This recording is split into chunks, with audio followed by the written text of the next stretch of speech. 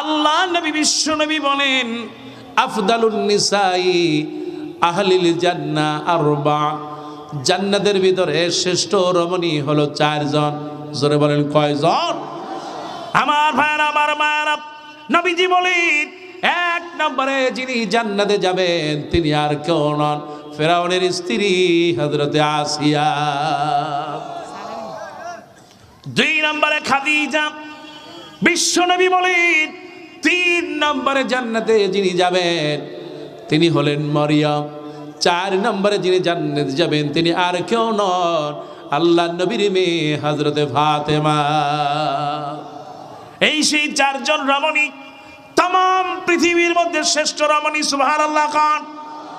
দিন কায়েমের জন্য, ইসলামের জন্য, ইসলামী আন্দোলনের জন্য আহারে এই চারজন মহিলার অবদান ইসলামের সবচেয়ে বেশি। কোন সুবহানাল্লাহ।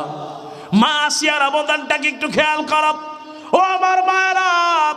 আসিয়ার কোনো অপরাধ ছিল না, অপরাধ শুধু একটা, লা ইলাহা ইল্লাল্লাহু মুসা কালিমুল্লাহ। এই সেই আসিয়া অপরাধ, কালেমা পড়লো, ফেরাউন থেকে জুলুম শুরু করে দিল, নির্যাতন শুরু করলো।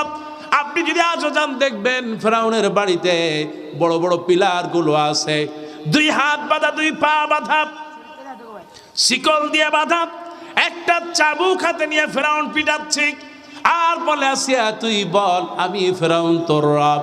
কিন্তু আসিয়া বলে রব্বি আল্লাহ। আসিয়া রব, সবাই বলেন আসিয়া রব। ও আমার ভাইরা, বেলালের রব কে? ওই বেলালের কালেমা আর আসিয়ার কালেমা এক, এতে কোনো পার্থক্য? ওই বেলালের কালেমা আর ওই আসিয়ার কালেমা আর আজকে যারা আমরা এই জমিনে বসে আছি তাদের কালেমাও এক, কোনো পার্থক্য?